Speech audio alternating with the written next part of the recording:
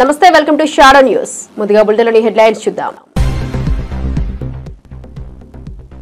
తిమ్మరాజుపల్లి గ్రామంలో సీఎం చంద్రబాబు సుదీర్ఘ పర్యటన. 2.5 గంటల పాటు ఇంటింటికి వెళ్లి ప్రజలతో ముఖాముఖి. ప్రభుత్వ పథకాలను వివరిస్తూ ప్రజల సమస్యలను అడిగి తెలుసుకున్న సీఎం.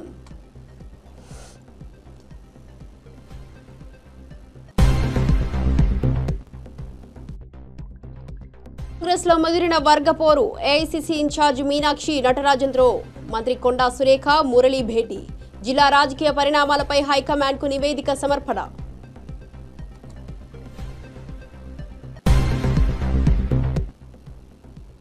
విడుదలైన పవన్ కళ్యాణ్ హరిహర వీరమల్లు ట్రైలర్. వీరమల్లుగా పవన్, ఔరంగజేబుగా బాబీ డియోల్ హైలైటర్ గా నిలుస్తున్న ఆంది వచ్చేసింది డైలాగ్.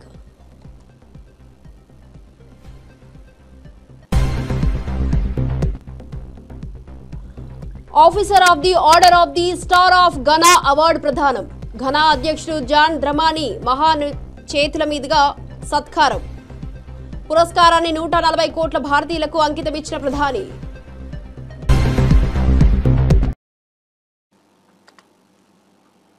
రాష్ట్ర వ్యాప్తంగా మంత్రులు, ఎమ్మెల్యేలు సుపరిపాలనలో తొలి అడుగు కార్యక్రమాన్ని ప్రారంభించారు.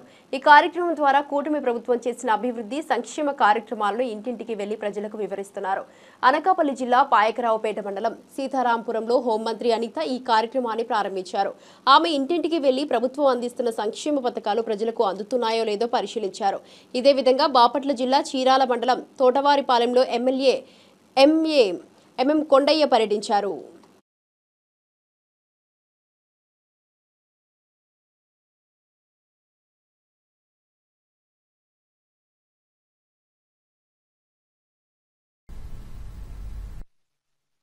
తెలుగు అడుగు అనే కార్యక్రమాన్ని గౌరవ ముఖ్యమంత్రి గారు నారా చంద్రబాబు నాయుడు గారి ఆదేశాల మేరకు ఈరోజు ప్రతి గ్రామంలోని కూడా ప్రతి బూత్ ఇన్ఛార్జ్ కూడా ప్రతి ఇంటికి వెళ్లి ఈ సంవత్సర కాలంలో ఎన్డీఏ కూటమి తరపున గ్రామానికి ఏం చేశాం, అభివృద్ధి కార్యక్రమాలు ఏం చేశాం, సంక్షేమ కార్యక్రమాలు ఏం చేశాం, అదేవిధంగా రాబోయే 4 సంవత్సరాల్లో ఆ గ్రామానికి గాని ఆ కుటుంబం గాని ఏమి చేయాలి అనేది ఒక పక్కా ప్రణాళిక తీసుకోవడానికి ఈ రోజు ఒక తొలి అడుగు స్టార్ట్ అయింది. ఈ రోజు ప్రభుత్వం చేస్తున్న కార్యక్రమాలను వివరించడంతో పాటు ప్రభుత్వ సంక్షేమ కార్యక్రమాలు ఇప్పటి వరకు ఇచ్చిన అందినయా, ఇంకా ఏమి చేయాలని దృక్పథం మీద ఈ రోజు ముందుకు వెళ్ళడం జరుగుతుంది. కూటమి వచ్చిన తర్వాత పోలవరం అయితేనే, విశాఖ స్టీల్ ప్లాంట్ అయితేనే, అలాగే అనేకమైనటువంటి ప్రాజెక్టులు అయితే ఉన్నాయో వీటన్నిటిని కూడా ప్రారంభించడం జరిగింది. ఏమీ లేనటువంటి రాజధాని తిరిగి మళ్ళా చేయడం జరిగింది.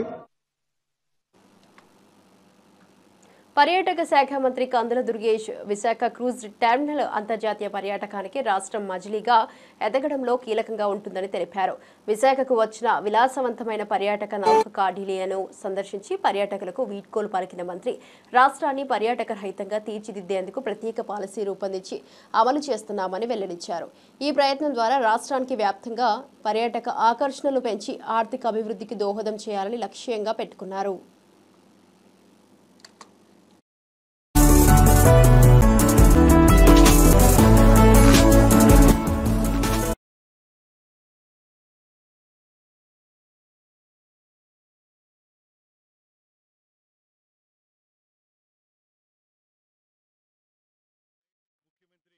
శ్రీ చంద్రబాబు నాయుడు గారు ఈ రాష్ట్రంలో గడిచిన సంవత్సర కాలంగా పర్యాటక రంగాన్ని అభివృద్ధి చేయడానికి చేస్తున్న ప్రయత్నాలు మనందరికీ తెలిసినవే.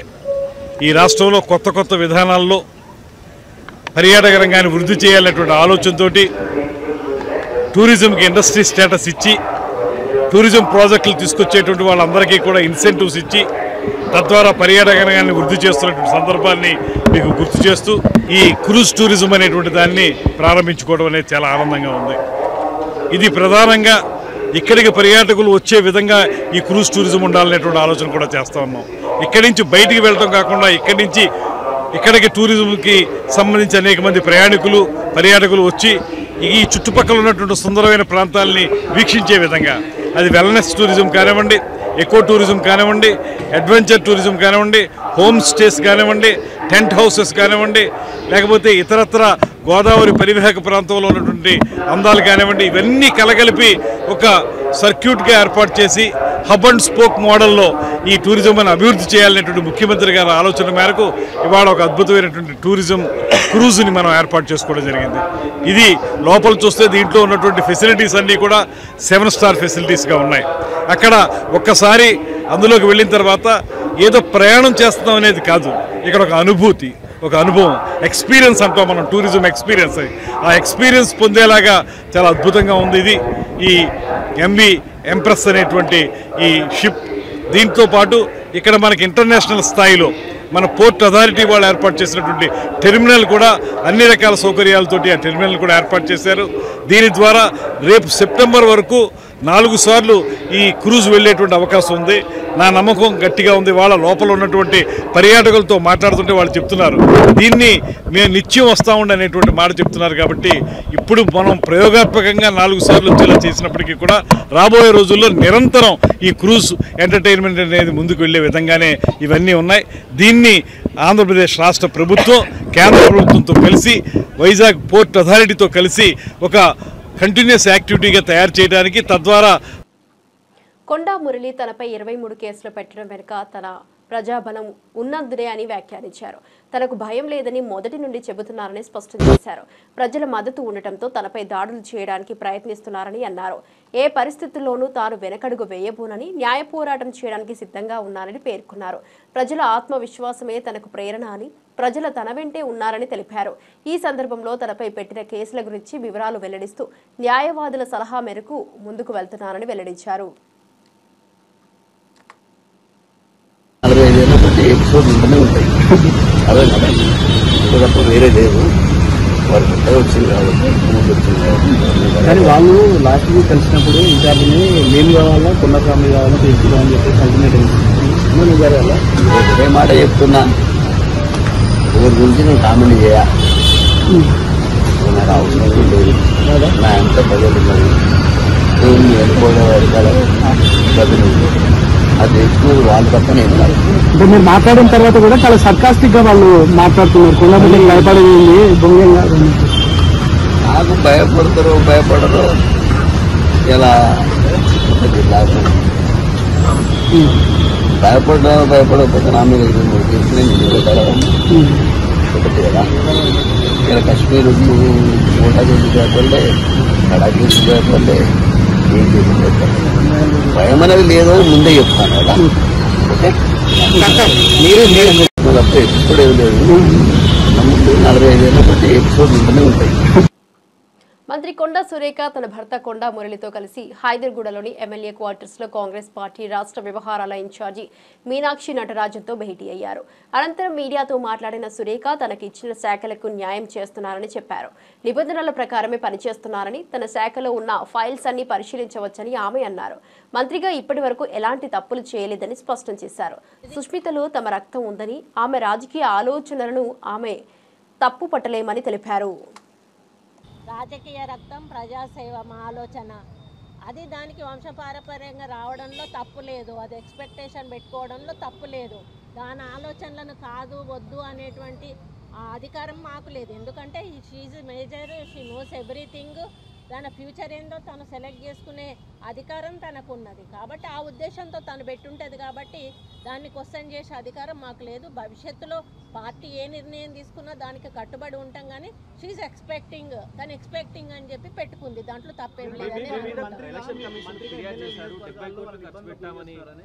నేను వైశ్యులు అందరు కూడా గత 10 ఏళ్ళ బట్టి అక్కడ వైశ్యులు ఇబ్బంది పడుతుండ్రు. అక్కడ వైశ్య సత్రం అనేది ఉంటుంది. దానికి నెలకు మరి 10 లక్షల రూపాయలు వస్తాయి, కోట్ల రూపాయలు ఇద్దరే తింటుండ్రు అని వాళ్ళు నా దగ్గరికి వచ్చి లేడీస్ అంతా మొరబెట్టుకున్నప్పుడు నేను ఆ సత్రం దగ్గరికి పోయి ఆ కాగితాలు, ఆ తాళం చేతులు వాళ్ళకు వెంటనే ఇప్పించేసి మరి ఆ అకౌంట్ బుక్కులు వాళ్ళకి ఇప్పించినాక అందులో తల్లి అన్నది, మా వయసులకు ఒకటి ఉన్నది, మేము పెట్టేటోళ్ళమే, కానీ ఈరోజు కొండమూరి చేసిన సాయం జీవితంలో మర్చిపోము. ఎలక్షన్లలో ఎప్పుడైనా సాయం చేస్తూ ఉంటే నేను జోకులే చెప్పిన.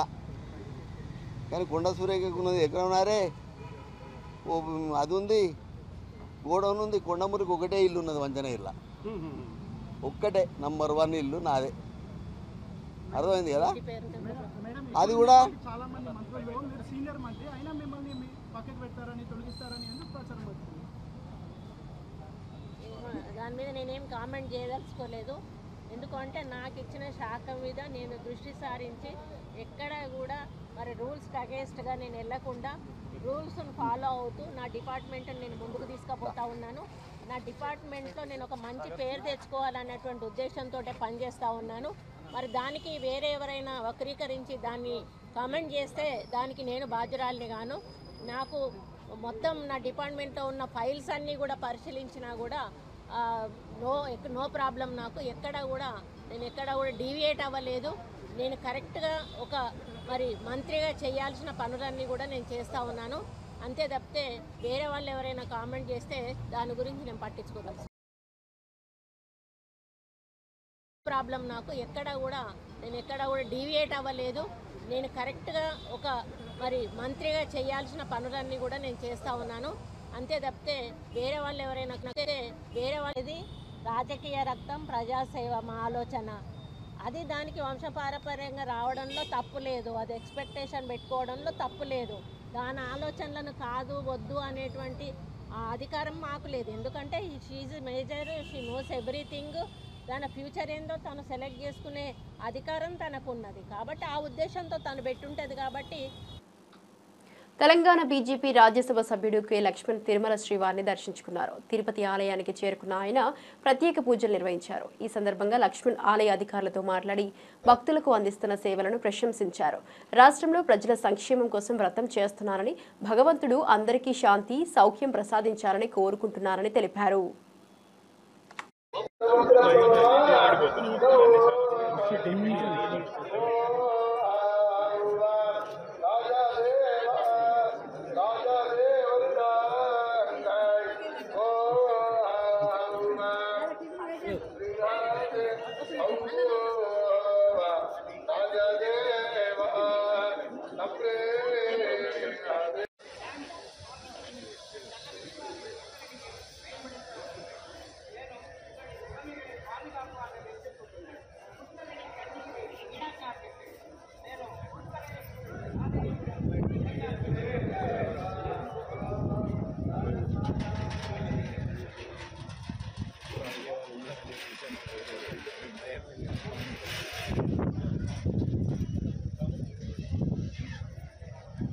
విశ్వాసాలతోని నమ్మకంతోని ఆ భగవంతుని కొలిచేదానికి వస్తున్నారో దానికి అనుగుణంగానే భక్తుల కోరికలు తీర్చేటువంటి స్వామిగా శ్రీ వెంకటేశ్వర స్వామి గారు ప్రసిద్ధి చెందినారు.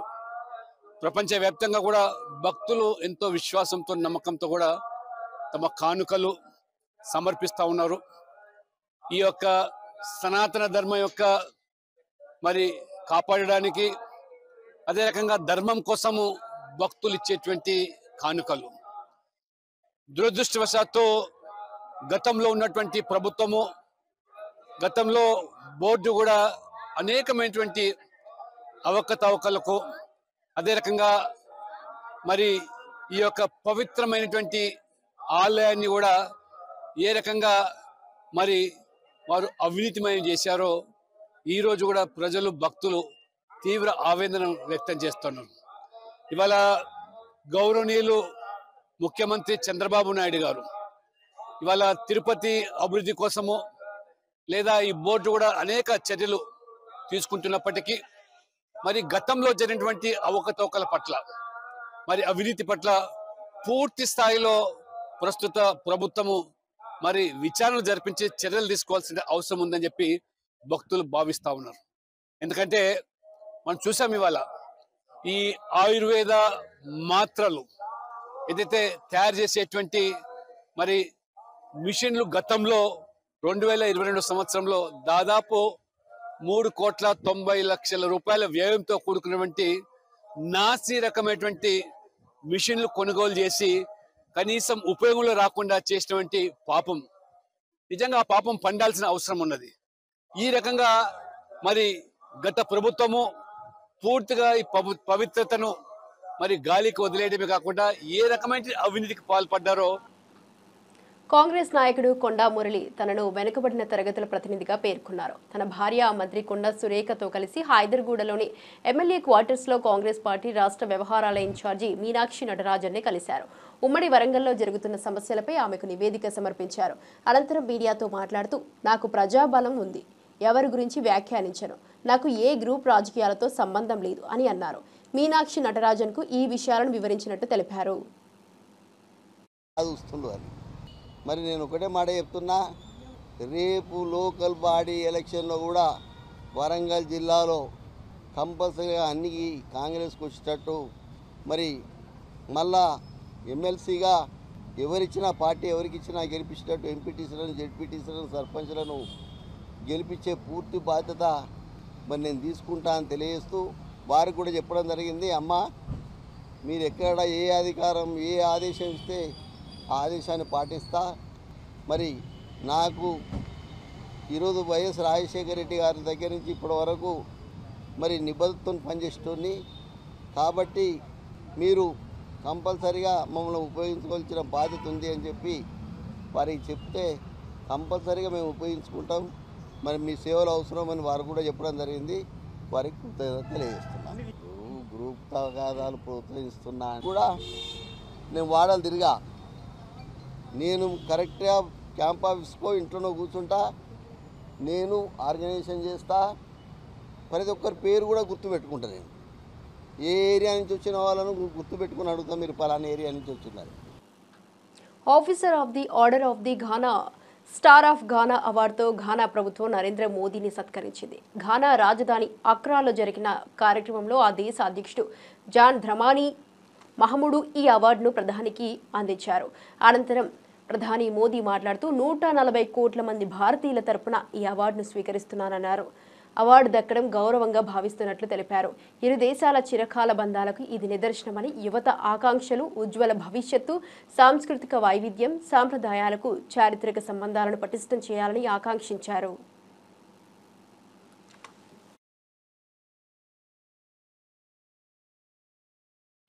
राष्ट्रपति जी द्वारा घाना के राष्ट्रीय अवार्ड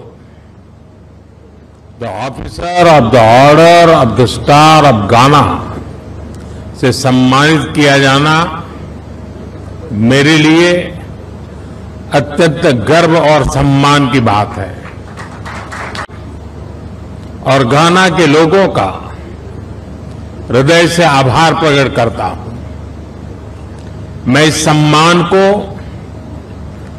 140 करोड़ भारतीयों की ओर से विनम्रता के साथ स्वीकार करता हूं। यह सम्मान मैं हमारे युवाओं की आकांक्षाओं को, उनके उज्जवल भविष्य को, हमारी समृद्ध सांस्कृतिक विविधता और परंपराओं को और भारत घाना के ऐतिहासिक संबंधों को సీఎం చంద్రబాబు నాయుడు గత ప్రభుత్వంపై తీవ్ర విమర్శలు చేశారు. గత 5 సంవత్సరాల్లో అర్హత లేని వాళ్లకు పథకాలు ఇచ్చారని ఆరోపించారు. పెన్షన్ను సంవత్సరానికి కేవలం 250 రూపాయలు మాత్రమే పెంచి తమను గొప్పవారిగా చెప్పుకున్నారని పేర్కొన్నారు. తల్లికి వందనం కార్యక్రమంలో వాళ్ళు ఒక్క బిడ్డకి ఇస్తే మనం ఎంతమందికైనా అందించామని తెలిపారు. చంద్రబాబు తన ప్రభుత్వం ప్రజలకు చేసిన సేవలను వివరిస్తూ సంక్షేమ పథకాలను పారదర్శకంగా అమలు చేయడమే తమ లక్ష్యమని చెప్పారు. వాళ్ళు వచ్చి మాట్లాడుతున్నారు, కమిషన్ వాటాలు తీసుకున్న వాళ్ళు వచ్చి మాట్లాడుతున్నారు. ఇప్పుడు ఎంత అజిటేషన్ అయింది రైతుల్లో, మా దీన్ని బలవంతంగా చేస్తున్నారు, వాటాలు తీసుకుంటున్నారు, మాకు వచ్చే డబ్బులు వీళ్ళు కొట్టేస్తున్నారని చెప్పి పెద్ద గొడవలు అయినాయి. కాబట్టి ఇవన్నీ ఉన్నాయి. అందుకే నేను మీకు అనేది అంటే ప్రభుత్వం ఒక బాధ్యత కలిగిన ప్రభుత్వం. ఏ చిన్న విషయాన్ని కూడా యాజ్ ఇట్ ఈజ్ వదిలిపెట్టడం లేదు. అట్మోస్ట్ సమర్థవంతంగా ఆ సమస్యను పరిష్కారం చేస్తున్నాం. అందుకే మధ్యాహ్నం రమ్మన్నాను ఇద్దరిని మాట్లాడి దీన్ని లాజికల్గా ఇప్పటికే చాలా వరకు 60% ప్రొక్యూర్మెంట్ అయిపోయింది. అనేక ఇబ్బందులు అధిగమించి ముందుకు పోతున్నాం. తల్లికి వందనం ఒకప్పుడు ఇచ్చింది ఒక్క బిడ్డకి ఇస్తే నేను పోతే ఒక 20 ఏళ్ళు తిరిగినప్పుడు 4, 5 మంది 7 మందికి ఇచ్చాం. Is it not our achievement? 7 మందికి ఇచ్చామంటే 1,05,000 రూపాయలు ఒక కుటుంబానికి ఒక తల్లికి వందనం కింద ఇచ్చిన ఘనత తెలుగుదేశం పార్టీది. అదే మరిగా పెన్షన్ ఒకేసారి 4,000, 6,000, 10,000, 15,000 ఇచ్చాం. ఇది ఎక్కువ ఇచ్చినప్పుడు కొంతమందికి ఆశలు కూడా పుడతా ఉంటాయి, రేపు మనకు కూడా వస్తే సరిపోతుంది. ఎందుకంటే అన్నింటికంటే ఆ కుటుంబానికి ఆదాయం వచ్చే విధానం 64 లక్షల ఫ్యామిలీస్కి ఇస్తున్నాం, మెంబర్స్కి ఇస్తున్నాం. టోటల్గా మీరు చూస్తే 34,000 కోట్ల రూపాయలు ఇస్తున్నాం. పేదల సేవలో మొదటి తారీఖు వస్తే గ్రామాలు కళకళలాడే పరిస్థితి వచ్చింది. ఎప్పుడు ఇచ్చారు అడుగుతున్నా. 5 ఏళ్ళు 250 పెంచుకుంటూ పోయి ముక్కుతూ మూలుగుతూ ఇస్తే అది గొప్ప. నేను రెట్రాస్పెక్ట్ ఎఫెక్ట్ ఇచ్చాను. ఏప్రిల్ నుంచే పింఛన్లు ఇచ్చాను. ఎవ్రీ మంత్ ఫస్ట్ తారీఖున 6 నుంచి 8కి 2 అవర్స్లో పెంచేస్తున్నాం. ఒకప్పుడు దీనికోసం ఒక వాలంటీర్లు పెట్టి. పవన్ కళ్యాణ్ నటించిన హరిహర వీరమల్లు ట్రైలర్ విడుదలైంది. హైదరాబాద్లోని విమల్ థియేటర్లో చిత్ర బృందం ప్రత్యేకంగా ఈ ట్రైలర్ను విడుదల చేసింది. తెలుగు రాష్ట్రాల్లో మొత్తం 50 థియేటర్లలో ట్రైలర్ను విడుదల చేసి అభిమానులకు వినోదాన్ని అందించారు. ఈ సందర్భంలో థియేటర్ల వద్ద పవర్ స్టార్ అభిమానులు భారీగా హాజరై హంగామా చేశారు. ట్రైలర్లో పవన్ కళ్యాణ్ శైలి, యాక్షన్ సన్నివేశాలు ప్రేక్షకులను ఆకట్టుకునేలా ఉన్నాయి.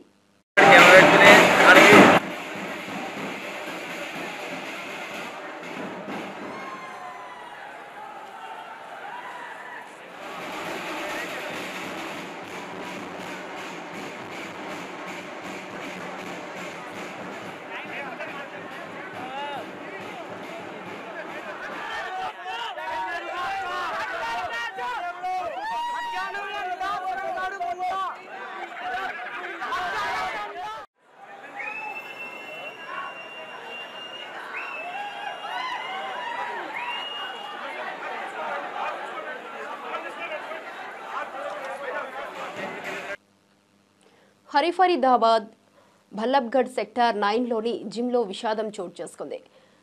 రాజనహార్ సింగ్ కాలనీకి చెందిన పంకజ్ శర్మ దాదాపు 170 కిలోల బరువు ఉన్నాడు. ఇక బరువు తగ్గేందుకు 4 నెలల క్రితం జిమ్లో చేరారు. వర్కౌట్ ప్రారంభించడానికి ముందు బ్లాక్ టీ తాగి ఫుల్ ఆఫ్ చేస్తున్న సమయంలో ఒక్కసారిగా కుప్పకూలిపోయాడు. అతని స్నేహితులు నీళ్లు తాగించి సిపిఆర్ ఇచ్చే ప్రయత్నం చేసినా ఫలితం లేకపోయింది. పంకజ్ అప్పటికే మృతి చెందాడు. ఈ ఘటనతో జిమ్లో విషాద ఛాయలు అలుముకున్నాయి. కుటుంబ సభ్యులు ఈ వార్తను విని షాక్కు గురయ్యారు.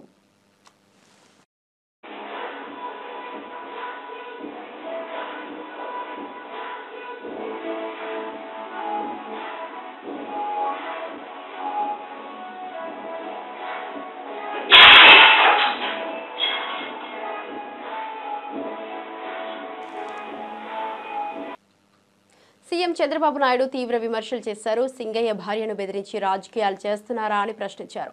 తప్పుడు ప్రచారాలు తాత్కాలికమే కానీ చేసిన పనులు శాశ్వతమని అన్నారు. తాను ఎప్పుడు తప్పుడు ప్రచారాలతో రాజకీయాలు చేయలేదని స్పష్టం చేశారు. కారు కింద పడిన వ్యక్తిని ఆసుపత్రికి తరలించేందుకు కనీస ఓపిక లేదా అని ప్రశ్నించారు. బాధ్యత, సామాజిక స్పృహ లేకుండా ప్రవర్తిస్తారా అని విమర్శించారు సీఎం చంద్రబాబు. చూడండి, ఏదైతే అతను సింగయ్య వాళ్ళ కార్యకర్త వచ్చాడు, కారు కింద పడ్డాడు, క్లియర్గా ఉంది. మానవత్వం అంటే ఏం చేసి ఉండాలి? మీరు వాడిని హాస్పిటల్కి తీసుకెళ్ళాలి కదా. తర్వాత ఏం జరిగిందో అది వేరే విషయం. కనీసం మనం దారిలో పోతూ ఉంటే ఒక యాక్సిడెంట్ జరిగితే మనం ఏం చేస్తాం? కనీస బాధ్యత, సామాజిక స్పృహ ఇమ్మీడియట్గా దిగుతాం. మానవత్వంతో అతన్ని సేవ్ చేయడానికి ప్రయత్నం చేస్తాం. హాస్పిటల్ తీసుకుపోతాం, ఏం చేయాలో అన్నీ చేస్తాం. సో మెనీ సార్లు, ఎన్నోసార్లు నేను దారిలో పోతా ఉంటే యాక్సిడెంట్ అయితే నా అంబులెన్స్ ఇచ్చి హాస్పిటల్ తీసుకుపోయాం. రోడ్ యాక్సిడెంట్ అది, అయినా కూడా నేను పంపించేవాడిని. కనీసం నువ్వు నిలబడకుండా, కనీసం దాన్ని నీ మనుషులు అక్కడ ఒక కుక్క పిల్లల మారి తీసి రోడ్డు మీద పక్కన బారేసి, చెట్ల కింద బారేసి మీరు వెళ్ళిపోయారంటే, కంపల్లో బారేసి మానవత్వం ఉందా మీకు? ఇప్పుడు ఆ అమ్మాయిని పిలిపించి బెదిరించి దాన్ని రాజకీయం చేయాలని చూస్తున్నారంటే వీళ్ళు మనుషులా? వీళ్ళు అదే ఈ ప్రజానీకం అర్థం చేసుకోవాల్సిన అవసరం ఉంది. ఇలాంటి వాళ్ళని చూడండి. ఆంధ్రప్రదేశ్లోని కుప్పంలో శుక్రవారం CM Chandrababu Naidu digital survey network సెంటర్ను ప్రారంభించారు. ఆరోగ్యాంధ్ర లక్ష్యంతో ప్రభుత్వం ఈ కార్యక్రమాన్ని చేపట్టింది. కుప్పం ప్రభుత్వ ఆసుపత్రిలో ఈ డిఐఎన్సి ఏర్పాటు చేయడం ద్వారా మెరుగైన వైద్య సదుపాయాలు అందించాలన్నది ప్రభుత్వ లక్ష్యం. డిజిటల్ నెర్వ్ సెంటర్ ద్వారా వైద్యులు రోగుల ఆరోగ్య వివరాలను సులభంగా సేకరించి రియల్ టైంలో నిర్ణయాలు తీసుకోవచ్చు. ఇది ఆరోగ్య సేవలను మరింత సమర్థవంతంగా మార్చడంలో కీలక పాత్ర పోషించనుంది.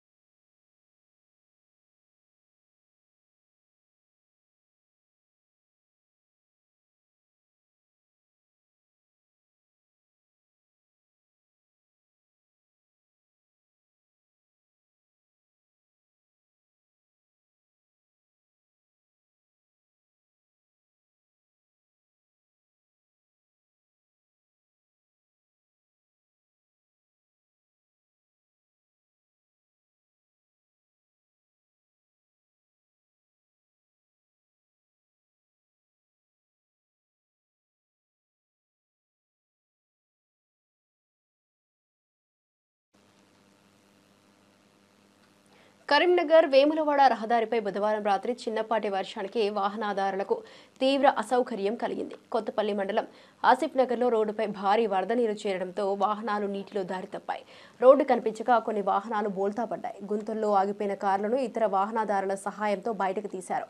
ఆర్టీసీ బస్సు కూడా గుంతలో ఇరుక్కుపోవడంతో క్రేన్ సహాయంతో లాగి బయటకు తీశారు. ఈ కారణంగా రహదారిపై ట్రాఫిక్ జామ్ ఏర్పడింది. సమీప ప్రాంతాల్లో తాత్కాలికంగా ఏర్పాటు చేసిన మురుగునీటి కాల్వలకు ఓ ఇంటి యాజమాని అడ్డుకట్ట వేయడంతో ఈ సమస్య మరింత పెరిగింది.